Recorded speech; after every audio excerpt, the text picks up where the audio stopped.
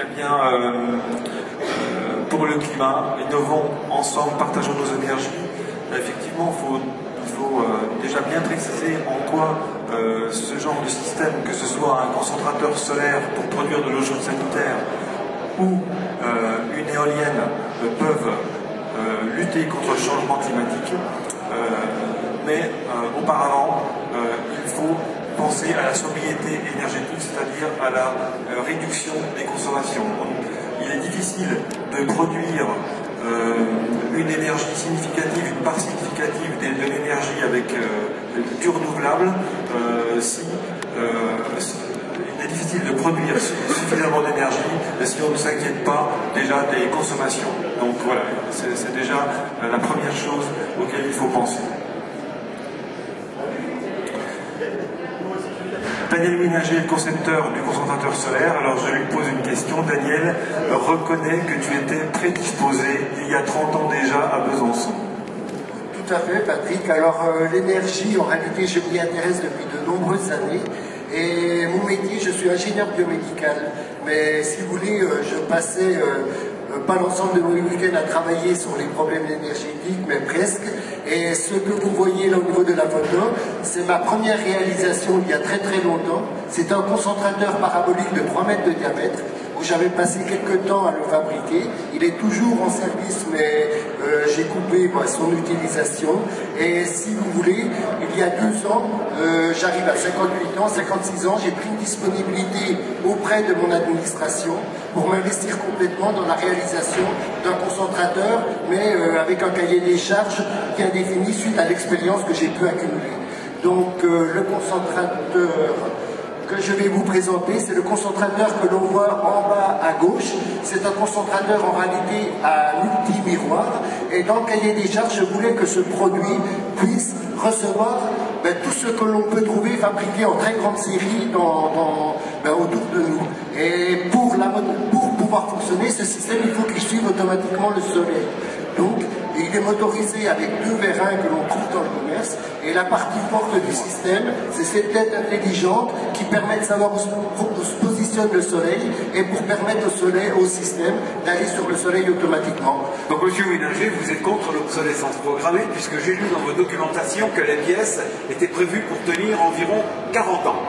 Même plus, le support mécanique est garanti à vie. Par contre, certaines autres pièces, pour que la maintenabilité soit possible, il faut qu'elles soient adaptables à tout type de produits que l'on pourra retrouver dans 15-20 ans. Et si vous voulez, ces vérins électriques, on peut adapter toute marque que l'on désire avec des dimensions différentes. Et ça veut dire que ces vérins électriques, on arrivera toujours à retrouver des vérins de portail d'une dimension quelconque pour les adapter sur le système. Les miroirs, ce sont des miroirs très simples, achetés dans des, si vous voulez, dans des grandes surfaces de production qui sont là de marque, je vais juste dire la marque Saint-Gobain parce qu'il y a une résistance au temps qui est très très grande. Alors si vous voulez, par tous ces travaux que j'ai engagés depuis 2 ans, je suis très heureux et très fier d'avoir eu en décembre dernier une grande récompense du prix du mécénat Best Nord de Guélan. Alors qu'est-ce que ça apporte? En réalité, ça m'a apporté le financement pour lancer des travaux de certification sur le système cette année. Donc, je vais vous en parler tout de suite. Alors, Besnard en réalité, c'est un architecte qui a présenté le premier préfabriqué à Paris en 1919. Donc, il a fait fortune et c'était lui qui a été à l'initiative des préfabriqués dans le bâtiment au niveau du...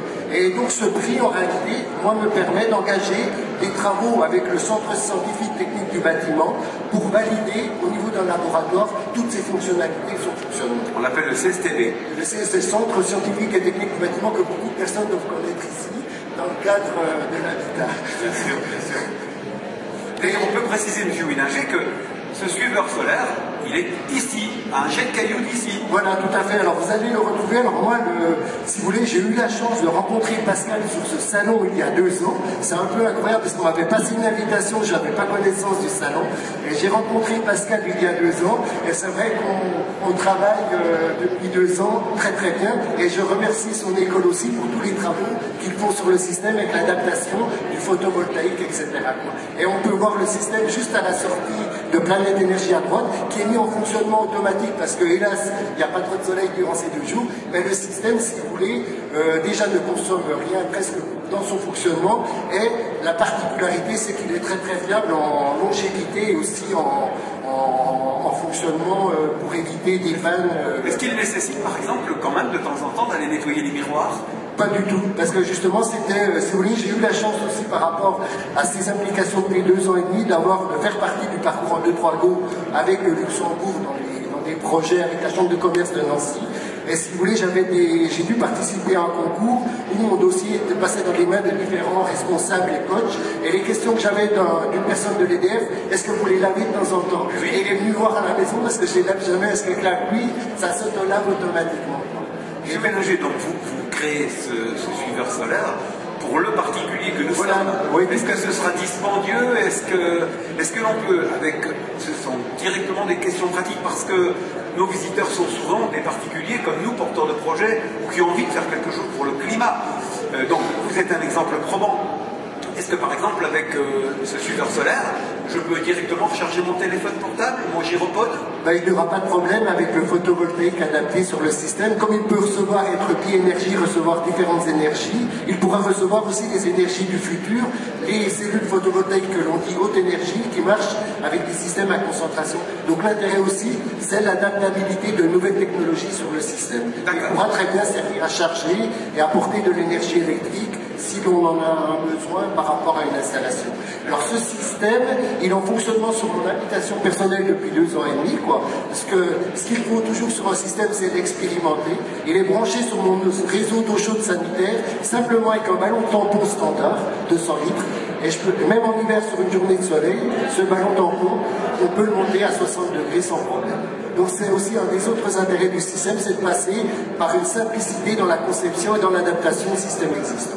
Alors vous envisagez une production industrielle à peu près dans combien de temps? En réalité, il y a toute cette année qui est une année très importante pour moi avec le CCV, où un système sera emmené à Sophie Antipolis pour faire des évaluations techniques. Alors ce que je voudrais, ce que je souhaiterais, c'est que dans ce système, il y ait une partie dans la commercialisation après d'autoconstruction possible pour des personnes qui savent ou pas bricoler entre parenthèses. Donc la commercialisation sera sous différentes formes, avec une vente en kit et avec un apport ou pas du client à différents niveaux pour faire chuter le prix d'achat du système. Vous nous dites dans votre documentation d'ailleurs que l'on peut même faire appel à son petit ferblantier du coin. Tout à fait. Alors ce que je voulais dans le cahier des charges, c'est que la maintenabilité soit assez simple, que ce soit le remplacement d'une pièce par le débranchement de 3 prises, pour ne pas, je veux dire, dans le temps, avoir besoin de faire appel à un spécialiste pour la maintenabilité ou pour le réglage. Il n'y a pas de réglage à faire, sauf à la première installation où de nous-mêmes on peut régler nos miroirs. J'aurais pu faire une démonstration là, si le soleil est là, ça avait été présent. Donc c'est vrai que c'est un système de base qui est très simple et qui est évolutif en nombre de miroirs. On règle le miroir un par un, il y en a 360. Oui, mais vous le faites en 10 minutes, pour une fois c'est tout. Ah d'accord, non, très bien. Il y en a 270, ça c'est les camps fonctionnement qui apportent la montée de température à 60 degrés et il est à 25 mètres de l'habitation. Alors moi j'ai eu des petits soucis parce qu'on est dans la région Est, des fois il fait moins 7 la nuit Et le matin j'allais voir à quelle température était ma boucle à 7h du matin en boucle fermée. Il est à 25 mètres de l'habitation, je retrouvais ma boucle à 9-10 degrés. Et donc ça c'est un intérêt aussi de ne pas être tout de suite répondant à la présence du soleil ou pas, quel que soit pour les problèmes d'inertie et de réponse. D'accord. Avez-vous des questions, messieurs, dames? Vous voyez bien qu'elle...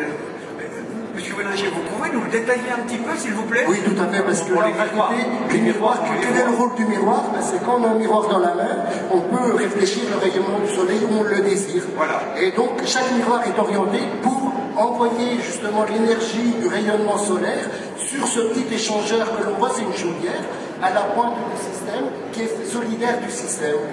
Et donc de là, chaque fois qu'on ajoute de l'énergie avec un miroir, on va augmenter la température au niveau de cet échangeur thermique. Et l'intérêt, c'est que le système, on peut le faire grandir ou pas en nombre de miroirs.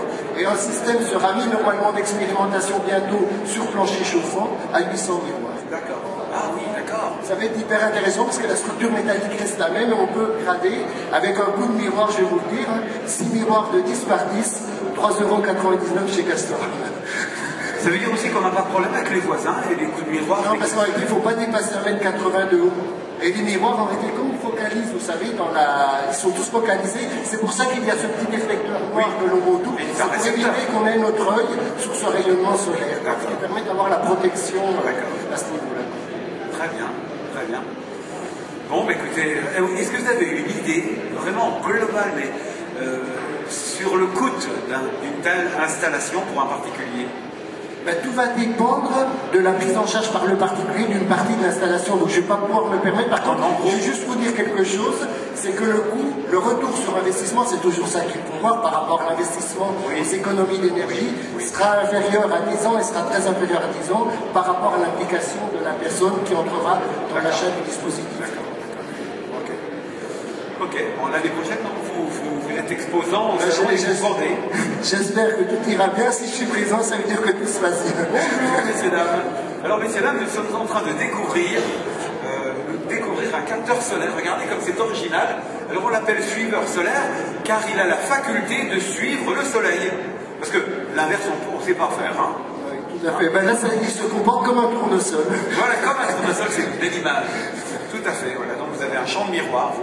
On voit d'ailleurs les champs de miroirs dans les pays. La station dans les Pyrénées, etc. Mais là, c'est adapté le concentrateur solaire à l'habitat individuel. À l'heure actuelle, on le retrouve dans de grosses installations industrielles, pour fabriquer de l'énergie avec des turbines. Mais on peut très bien se permettre, et le système étant mobile, on peut le disposer où on le souhaite, sauf sur un toit parce que ça ne serait pas du tout souhaitable, mais ce qui permet d'avoir une certaine souplesse. Bon, le seul inconvénient, il faut quand même avoir un petit espace dans son jardin qui soit éclairé par le soleil de temps en temps. Monsieur Wininger, est-ce qu'on a un contact avec EDF, avec l'appareil?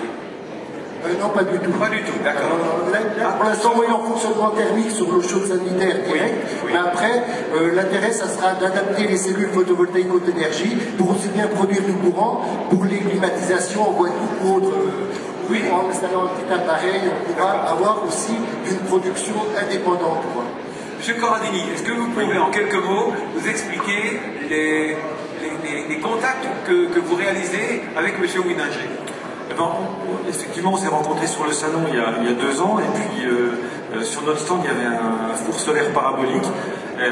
J'avais conscience de la puissance du soleil. La puissance du soleil, c'est près de 1000 watts par mètre carré, donc c'est considérable. Et avec une parabole, je savais qu'on pouvait avoir un excellent rendement de 80-85%. Et lorsqu'il m'a montré son principe, j'ai trouvé ça génial, parce que très simple, à partir de miroirs standards, l'idée était vraiment, j'ai trouvé formidable. Donc j'ai cru tout de suite à cette idée, et puis j'ai gardé ses contacts, et puis j'ai fait en sorte que l'unité soit équipée de ce système.